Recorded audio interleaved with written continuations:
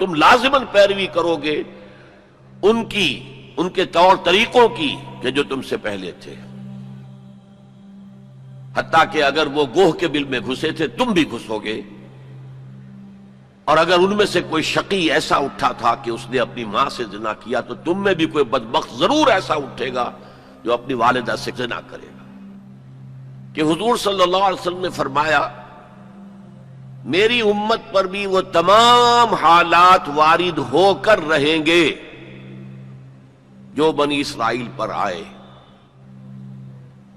بالکل ایسے ہی جیسے کہ ایک جوڑے کی دو جوتیاں ایک دوسرے کے مشابہ ہوتی۔ اس حدیث نے ایک دم میرے لیے امت مسلمہ کے ماضی حال اور مستقبل کو سمجھنا ممکن بنا دیا، اور اس سمندر کو کوزے میں بند کرنے کا امکان مجھے نظر آیا کہ نبی اکرم صلی اللہ علیہ وسلم نے دو اعتبارات سے مشابہت کا ذکر کیا ہے۔ موجودہ امت مسلمہ یعنی ہم امت محمد صلی اللہ علیہ وسلم، اور سابقہ امت مسلمہ یعنی بنی اسرائیل۔ آپ میں سے بہت سے حضرات کے لیے تو بنی اسرائیل کے لیے یہ اصطلاح ہی بہت عجیب سی محسوس ہو رہی ہوگی، سابقہ امت مسلمہ۔ تو یہ اصل میں ہماری ناواقفیت کی وجہ سے ہے، ورنہ جیسے کہ غالب نے کہا تھا کہ ریختہ کے ایک تم ہی استاذ نہیں ہو غالب، سنتے ہیں اگلے زمانے میں کوئی میر بھی تھا۔ تو ایسے ہم ہی واحد امت مسلمہ نہیں ہیں، ہم سے پہلے بھی ایک عظیم امت رہی ہے بنی اسرائیل۔ وہ حضرت موسیٰ کے امتی تھے، ہم حضرت محمد کے امتی ہیں صلی اللہ علیہ وسلم علیہ الصلوۃ والسلام۔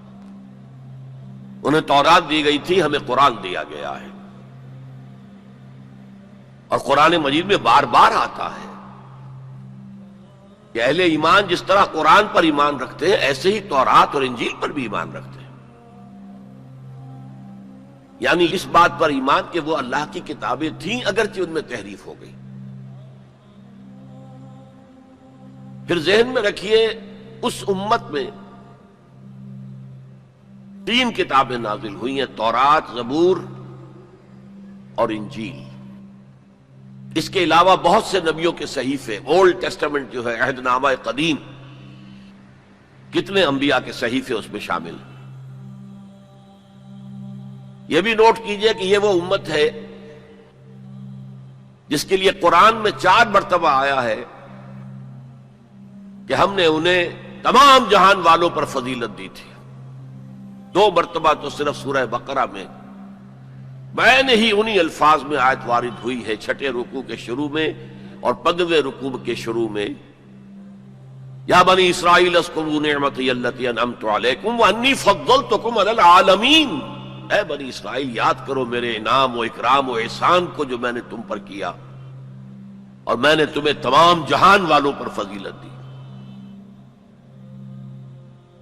پھر جب سے یہ ایک امت کی شکل میں آئے، اس سے پہلے وہ ایک قوم تھے بنی اسرائیل، 12 قبیلے جو حضرت یعقوب علیہ السلام کے 12 بیٹوں سے چلے، قوم تھے وہ، امت نہیں تھے۔ امت تب بنے ہیں جب حضرت موسیٰ علیہ السلام کو تورات دی گئی۔ اس وقت سے لے کر 1400 برس ایسے گزرے ہیں اس امت میں کہ کوئی ایک لمحہ بھی نہیں تھا کہ کوئی نبی موجود نہ ہو۔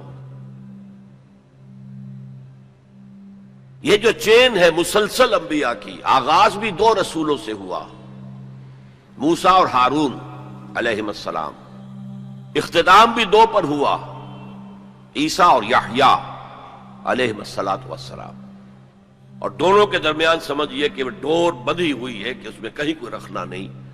بخاری شریف میں روایت ہے حضور کی صلی اللہ علیہ وسلم، کانت بنو اسرائیل تسوسہم الانبیاء کلما ہلک نبی خلفہ نبی۔ بنی اسرائیل کی سیاست، ان کے انتظامی معاملات انبیاء کے ہاتھ میں ہوتے تھے، جیسے ہی کوئی نبی فوت ہوتا تھا کوئی اور نبی اس کا خلیفہ بن جاتا تھا، جیسے حضرت داؤد، حضرت سلیمان۔ یہ دو مثالیں تو ہر انسان کو معلوم ہیں۔ بہرحال اس امت اور موجودہ امت مسلمہ امت محمد صلی اللہ علیہ وسلم میں مشابہتیں دو اعتبارات سے بیان کی گئی۔ ایک اس اعتبار سے مسلمانوں تم میں بھی وہ ساری گمراہیاں پیدا ہوں گی جو سابقہ امت میں پیدا ہوئی۔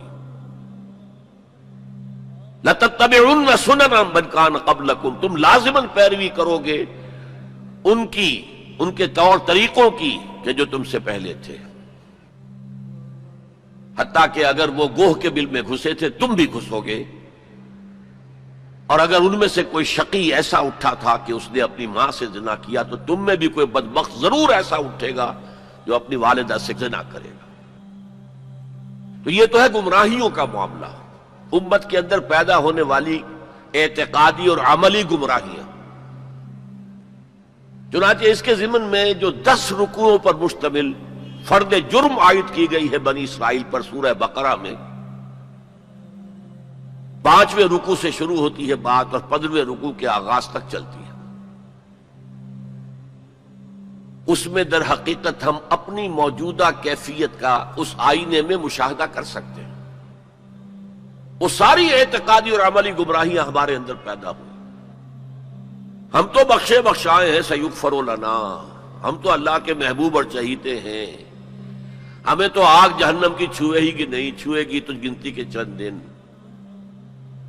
پھر دین کے اندر تفریق، کچھ احکام ماننے کچھ نہ ماننے، جس کا میں حوالہ اس سے پہلے دے چکا ہوں۔ افتؤمنون ببعض الکتاب وتکفرون ببعض۔ پھر یہ کہ دین کے ظاہر کے اوپر ہی اپنی ساری توجہ جو ہے مرکوز کر دینا، باطنی اس کی حقیقت اور باطنی روح سے صرف نظر کر لینا، ظاہری چیزوں میں بال کی کھال اتارنا اور چھوٹی چھوٹی چیزوں پر کفر کے فتوے لگا دینا، جیسے کہ حضرت مسیح نے کہا تھا کہ تم مچھر چھانتے رہ جاتے اور سموچے اونٹ نگل جاتے۔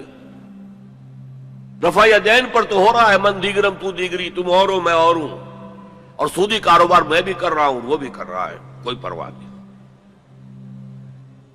تو ایک پہلو تو یہ ہے، اور وہ بھی ہمارے لیے بہت توجہ طلب ہے کہ ان آیات کو پڑھتے ہوئے ہم اپنا جائزہ لیتے رہیں کہ اصل میں ان آیات میں سورہ بقرہ کے 10 رکوعوں میں اللہ تعالیٰ نے پیش کی ایک آئینہ ہمارے سامنے رکھ دیا کہ اس اعتبار سے تمہارے اندر بھی گمراہیاں پیدا ہو کر رہیں گی،